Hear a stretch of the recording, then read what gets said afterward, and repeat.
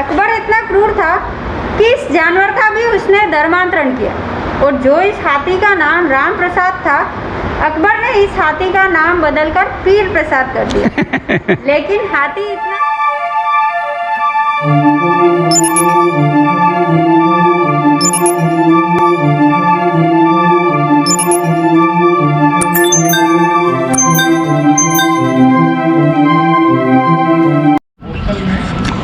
अब मैं आ चुका हूँ एक बहुत ही इंपॉर्टेंट प्लेस पे, and the place is known as the Pratap Gaurav Kendra. Udaipur का एक सबसे इम्पॉर्टेंट प्लेस है जो अभी कुछ साल पहले बना हुआ है, और यहाँ पर महाराणा प्रताप और उनसे रिलेटेड जितनी भी चीज़ें हैं उनका इतिहास, उनका हिस्ट्री बहुत डिटेल में और आपके सिनेमैटिक तरीके से या पिक्चर्स के तरीके से बताया गया है। इधर आप देखेंगे यहाँ पर कि हल्दी घाटी का जो बैटल है उसका एक सीन है। जब हल्दी घाटी चलेंगे तब इसके बारे में हम लोग बात करेंगे, और ये एक बहुत ही इंपॉर्टेंट सीन है। यहाँ पर आप देखेंगे ऊपर घोड़े के ऊपर मानसिंह बैठा हुआ है, हाथी के ऊपर मानसिंह बैठा हुआ है, और घोड़े के ऊपर महाराणा प्रताप हैं। साथ ही आपको जैसे मैंने बताया था कि जो घोड़े थे उनको हाथी की सूंड लगा दी जाती थी, और इनका जो घोड़ा है वो घोड़ा जाके मानसिंह का जो हाथी है उससे जाके टकराता है, और ये बड़ा एक सबसे महत्वपूर्ण सीन है जहाँ पर उन्होंने मानसिंह के हाथी को घायल कर दिया था। ऊपर पहाड़ पे आप एक बहुत बड़ी स्टैचू देख रहे होंगे, वहाँ तक तो मैं नहीं जाऊँगा क्योंकि काफ़ी टाइम भी हो चुका है। एक बहुत बड़ा सा स्टैचू बना है, और उसका कई सारे जो महापुरुष हैं उन महापुरुषों को, भारत के महापुरुषों को यहाँ पर दिखाया गया है, चाहे दयानंद सरस्वती हो, चाणक्य हो, या शिवाजी हो, कृष्ण जी हो, राम जी हो, सावरकर। अच्छा ठीक है, अच्छी बात है, ठीक है, मुझे प्रॉब्लम नहीं है, कुछ लोगों को प्रॉब्लम होगी। अंबेडकर जी हैं, कई सारे महान विभूतियाँ हैं, महात्मा गांधी हैं, और कई सारे विक्रमादित्य हैं, कई सारे अलग अलग राजाओं को यहाँ पे बताया गया है, and it's really a very nice place. तो चलिए अंदर चलते हैं और देखते हैं, अंदर जितना अलाउ होगा उतना मैं दिखाऊँगा। भारत माता टेम्पल, प्रताप गौरव केंद्र, ये ऑर्गेनाइजेशन आरएसएस के द्वारा संचालित है, और यहाँ पर इंडिया की पूरी हिस्ट्री बताई गई है। इसके पहले आपने वीडियो में देखा होगा, जितने भी इम्पोर्टेंट चीज़ें यहाँ दिखा सकता था वो सभी चीज़ें मैंने आपको दिखाई थी। चलिए ऊपर चलते हैं। इस चेतक महाराणा प्रताप के घोड़े,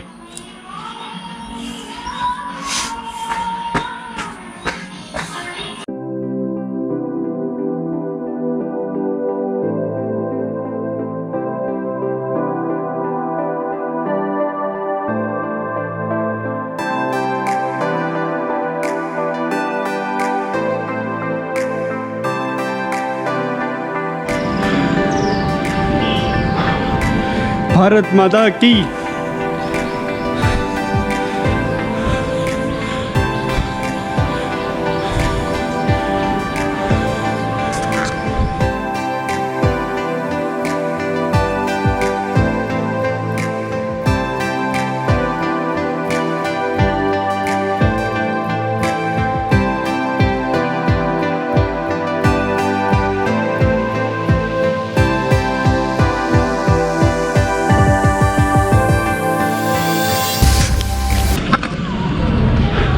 bronze statue of Maharana Pratap, और साथ में है भारत माँ।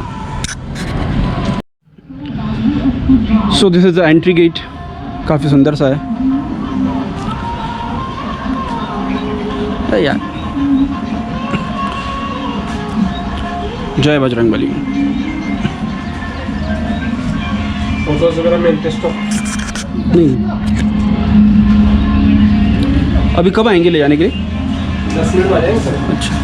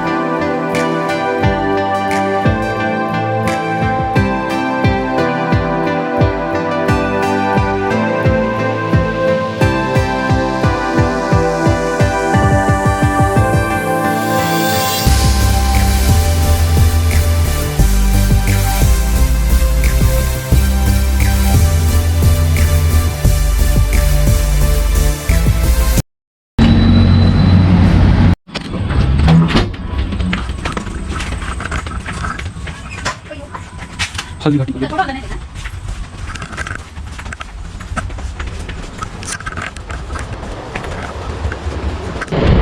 ये पूरा हल्दी घाटी का युद्ध है। आप सुनना चाहे तो मैं एक्सप्लेन करके। हाँ हाँ बिल्कुल। आप ये मोबाइल बंद कर दीजिए। हाँ ठीक है। इधर ये हल्दी घाटी दायरे से निकलती हुई महाराणा प्रताप की सेना है और ये है मुगल सेना। महाराणा प्रताप की सेना का आक्रमण इतना जोरदार का था कि उस आक्रमण को ये मुगल सेना झेल नहीं पाई। 8 से 10 किलोमीटर मुगल अपने डेरे की तरफ भाग गए। मुगलों में से एक प्रमुख सेनापति था मियातर था, तो उसने इस भागी हुई मुगल सेना को रोकने की कोशिश की और ढोल बजाकर झूठा आश्वासन दिया कि बादशाह अकबर स्वयं युद्ध के लिए आए। भागती हुई मुगल सेना ने समझा कि वास्तव में बादशाह आ गया, तो बादशाह के डर से ये मुगल रुके।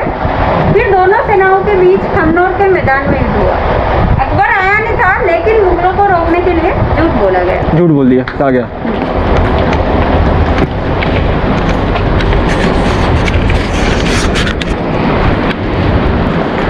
यहाँ दोनों सेनाओं के बीच भीषण युद्ध हुआ। चारों तरफ लाशें ही लाशें बिछ गई और एक रक्त का तालाब जैसा बन गया। तो उसे ही आज वर्तमान में रक्त तलई के नाम से जानते हैं। ये हल्दी घाटी में। हाँ, अच्छा, ये जो खरमोर का मैदान है, ये पूरा हल्दी घाटी का युद्ध है। अच्छा। इधर आप देखेंगे कि महाराणा प्रताप के पास 4 हाथी थे और जो सबसे प्रमुख हाथी था महाराणा प्रताप का, उसका नाम था राम प्रसाद। अच्छा। राम प्रसाद हाथी इतना शक्तिशाली था कि उसने अकबर के 14 हाथियों को मारा। अकबर का शुरू से कहना था कि महाराणा प्रताप तो जीवित मिले या मृत, लेकिन जो राम प्रसाद हाथी है वो मुझे जीवित चाहिए। तो चलते युद्ध में से इस हाथी को बाहर निकालकर अजमेर भेजते अकबर के पास। अकबर इतना क्रूर था कि इस जानवर का भी उसने धर्मांतरण किया और जो इस हाथी का नाम राम प्रसाद था, अकबर ने इस हाथी का नाम बदलकर पीर प्रसाद कर दिया। लेकिन हाथी इतना स्वामी भक्त था कि 18 दिन तक अकबर के दरबार में अन्न जल ग्रहण नहीं किया और वही अपने प्राण त्याग दिए। तो ऐसा देखकर अकबर आश्चर्यचकित रह गया कि एक जानवर भी इतना वफादार हो सकता है।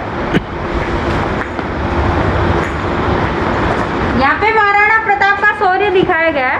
महाराणा प्रताप ने मुगल सैनिक था बेलोल खां, उसको एक ही तलवार के झटके से जीरा बख्तर और घोड़े समेत 2 फाड़ कर दी एक ही बार में। अच्छा। इधर ये महाराणा प्रताप है और ये है मान सिंह जो कि अकबर की तरफ से आया था। महाराणा प्रताप ने चेतक को इशारा किया तो चेतक ने अपनी दोनों टांगे हाथी के मस्तक पर टिका दी। महाराणा प्रताप ने अपना भाला फेंका तो भाला मान सिंह को न लगकर महावत को लग गया और महावत मर गया। जब दूसरी बार कटार फेंकते तो ये मान सिंह इस सौदे के अंदर छिपके बैठ जाते और थोड़ी देर उठते नहीं। इस कारण से महाराणा प्रताप को लगा कि मानसिंह मर गया और अपने घोड़े को हाथी की सूंड से नीचे उतारते। तो जब इस घोड़े को नीचे उतारा गया तो हाथी की सूंड में ये तलवार लग रही है सूंड की रक्षक के लिए। अच्छा। इस तलवार से इस चेतक घोड़े की पीछे वाली टांग कट जाती है, घायल हो जाता। इधर ये झालामान है। इनकी जो शक्ल थी वो हूबहू महाराणा प्रताप जैसी ही लगती थी। अच्छा, ये झालामान है। हाँ, जब मुगलों के पास एक अतिरिक्त तोपखाना आ गया तब इन्होंने महाराणा प्रताप से कहा कि आपका राजचिन्ह मुकुट मुझे दीजिए, मैं मुगल सेना को रोकता हूँ, तब तक आप वापस पहाड़ी क्षेत्र में जाकर मोर्चाबंदी कर लीजिए। तो इन्होंने महाराणा प्रताप का मुकुट धारण किया। मुगल इनको महाराणा प्रताप समझकर लड़ते रहे। अच्छा। जब इनकी मृत्यु हो गई तब मुगलों को पता चला कि ये महाराणा प्रताप नहीं और झालामान सिंह।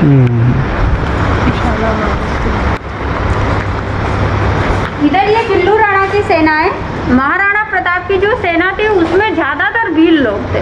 अच्छा। भीलों को मैदान में नहीं लड़ना आता, तो इस कारण से इन्होंने पहाड़ों में छिपकर तीर कमान और पत्थरों से मुगलों पर वार किया। तो इस पद्धति को छापामार या गोरिल्ला पद्धति कहते हैं। इधर आप देखेंगे कि एक टांग कटने के बाद भी चेतक ने एक 20 फीट चौड़ा बरसाती नाला था, उसे पार किया महाराणा प्रताप को लेके, और पार करने के बाद इस चेतक की मृत्यु हो गई।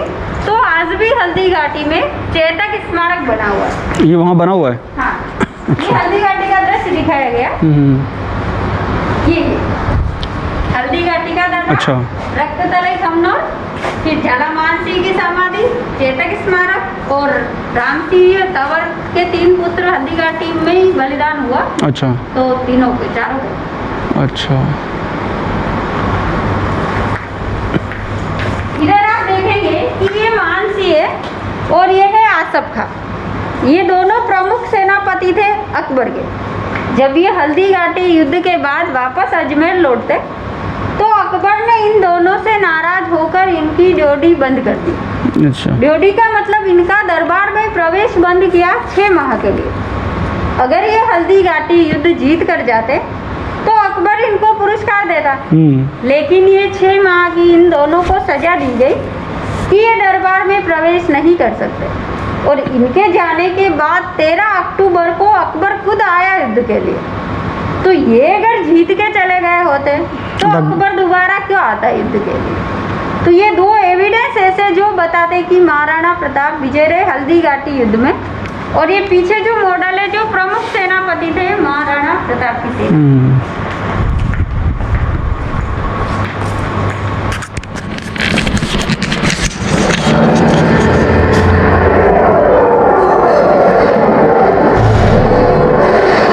हिंदुस्तान को लूटने विदेशी आक्रांताओं की फौजें आने लगी।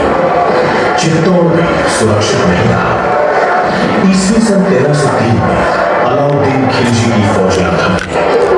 6 मास तक घेरा था, सफलता नहीं मिली। तो संधि करने के बहाने खिलजी ने रावल रतन सिंह को अपनी गिरफ्त में ले लिया और कहा, महारानी पद्मिनी का डोला भेजो, तभी इन्हें छोड़ेंगे।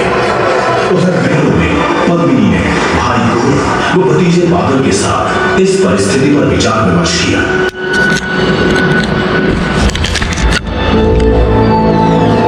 बुआ जी, बहुत बुरी खबर है। क्या होगा? महारावल साहब को खिलजी ने धोखे से पकड़ लिया है और उन्हें छोड़ने की शर्त पर आपका डोला मंगवाया है। असंभव। मुझे प्राप्त करना तो दूर, मेरी शक्ल तक भी देखना उसे नसीब नहीं होगा। तो फिर क्या उपाय है? छल का बदला छल से। वो कैसे? चाचा जी, 700 डोले सजाकर उसमें स्त्री वेश में सैनिक बिठा दो। कहारों के रूप में भी सैनिक हो और मैं महारानी पद्मिनी के रूप में स्त्री वेश धारण कर खिलजी के शिविर में चलूंगा। हाँ, समझ गई। महारानी पद्मिनी आ रही है, ये देखकर मूर्ख खिलजी महाराजा जी को छोड़ देगा, यही ना? हाँ बुआ जी, बहुत अच्छी योजना है। गोरा, तुम बादल के साथ जाओ और बहुत सावधानी से पूरा काम करना। भगवान एक प्रेमीनाथ तुम्हारी सहायता करे।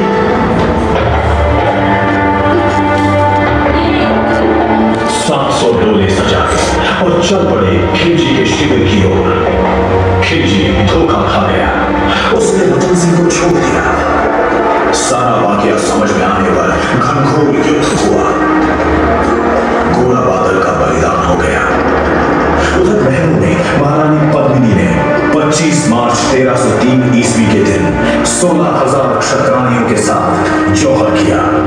यह चित्तौड़ का प्रथम जौहर था। उन पवित्र देवियों ने सतीन्द्र के रक्षार्थ हंसते हंसते अपने जीवन को अग्नि में उत्सर्ग कर दिया। चट करती चंदन में भट भट भव की आग, झट झट करने को चली तेरिया अमर सुहाग। आओ आज हम उन्हें नमन करें। गंगा के पुत्र विक्रमादित्य का शासन था। दासी पुत्र बलबीर ने विक्रमादित्य व उदय सिंह को मारकर शासन हस्तगत करने का षड्यंत्र रचा।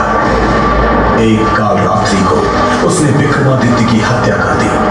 अब उसे उदय सिंह की हत्या करनी है। यह समाचार धायमा पन्ना को प्राप्त हुआ।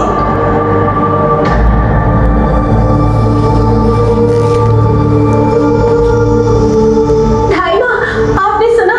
बलबीर ने विक्रमादित्य की हत्या कर दी है। क्या?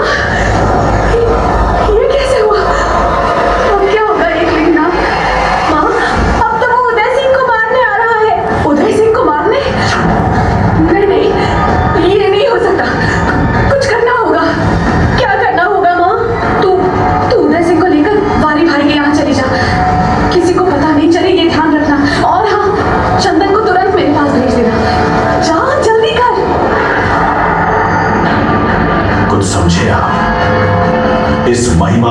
महाराणा ने मेवाड़ के भविष्य की रक्षा करने, उदय सिंह को बचाने के लिए अपनी कोख उजाड़ने का निर्णय कर लिया है। पन्ना ने उदय सिंह के समवयस्क अपने 15 वर्षीय पुत्र चंदन को उदय सिंह के पलंग पर सुला दिया और काल की प्रतीक्षा करने लगी कि 1536 ईस्वी सन में बसंत पंचमी की रात में बनवीर की लपलपाती तलवार चंदन का खून पीने आथंकी।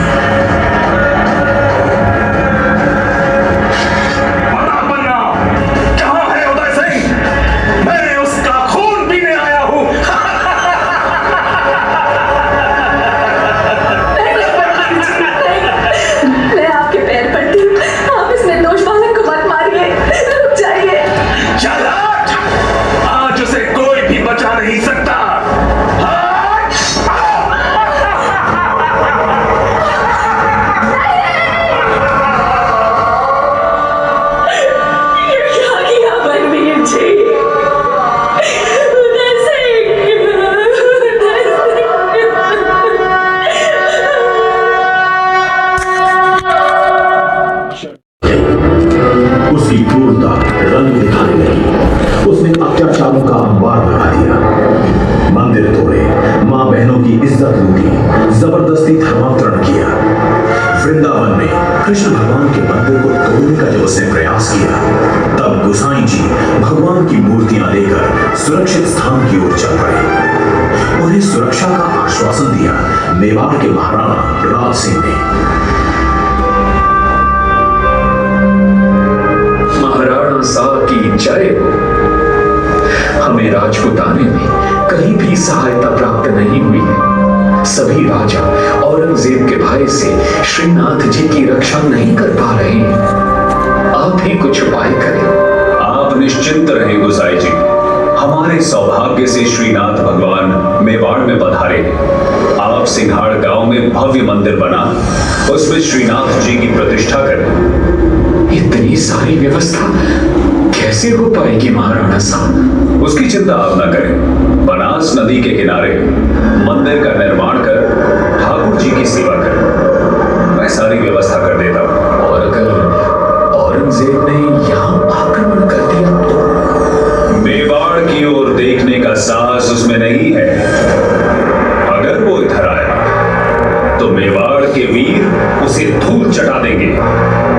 मेरे 1 लाख सैनिकों के सिर कटने के बाद ही औरंगजेब यहां पहुंच पाएगा। श्रीनाथ द्वारा में महाराणा राज सिंह ने भव्य मंदिर का निर्माण करा दिया। अब औरंगजेब की कैद से भाग छूटे जोधपुर के वीर दुर्गादास राठौड़ को शरण दी राज सिंह ने। घड़ी खम्मा महाराणा साहब। पधारे दुर्गादास जी, मेवाड़ में आपका स्वागत है। औरंगजेब की कैद से जोधपुर के कुंवर अजीत सिंह को बचाकर लाया।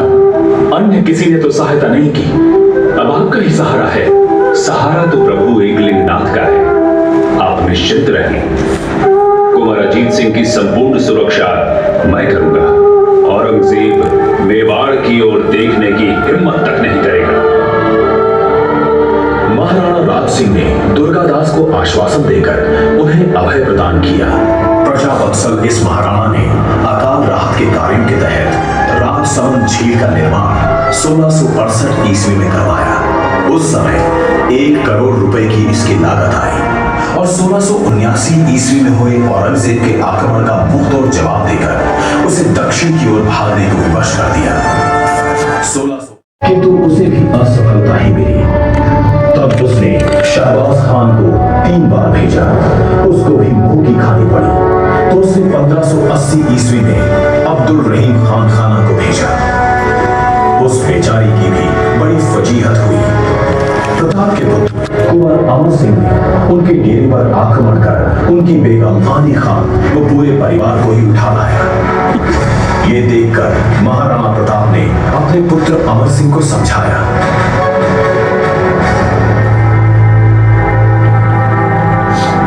बेटा, तूने हमारी हिंदू संस्कृति के विरुद्ध काम किया है। हम हिंदू लोग पराई स्त्री को मां के रूप में देखते हैं। महिलाओं के सम्मान की रक्षा करना हमारा परम कर्तव्य है और तुम इन्हें उठा लाया। दादा हुजूर, मैंने ये सब नहीं सोचा था। निसंदेह मुझसे अपराध हुआ है, किंतु मैंने इनके साथ कोई अभद्रता नहीं की है। ठीक है पुत्र, अब तुम इन्हें ससम्मान इनके डेरे पर पहुंचा दो और इनसे अपने व्यवहार के लिए क्षमा याचना भी कर लेना। जाओ, मैं तुम्हें आदर सहित विदा करता हूं। मुझे क्षमा कर देना। प्रताप के इस व्यवहार से भाव विभोर हो बेगम अपने डेरे पर लौट गई और वहां अपने पति अब्दुल रहीम खान खाना से कहने लगी, हमारे शत्रु होकर भी महाराणा प्रताप ने मेरे साथ बहन के समान व्यवहार किया है। प्रताप मनुष्य नहीं है बेगम, वो तो फरिश्ता है, फरिश्ता। काश अकबर भी प्रताप के श्रेष्ठ चरित्र को समझ पाता। वो क्या समझेगा, उसे तो मीना बाजार के कारनामों से ही फुर्सत नहीं है। सुना नहीं आपने? क्या? मीना बाजार में उसने प्रताप के भाई शक्ति सिंह की पुत्री किरण देवी का हाथ पकड़ लिया था। किरण देवी ने उसे नीचे गिराकर उस पर कटार तान दी। क्षमा याचना के साथ माँ माँ कहने लगा था अकबर, तब कहीं छोड़ा उसने। अकबर और प्रताप के चरित्र में जमीन आसमान का फर्क है बेगम। धन्य प्रताप, तुम धन्य, तूने अपने चरित्र बल से मुझे जीत लिया है। चलो बेगम, अब यहाँ प्रताप से युद्ध के लिए रुकने का कोई अर्थ नहीं है। हमें अपने वतन को लौट जाना चाहिए। प्रताप खत्म। Bye bye, tata, good bye, गया।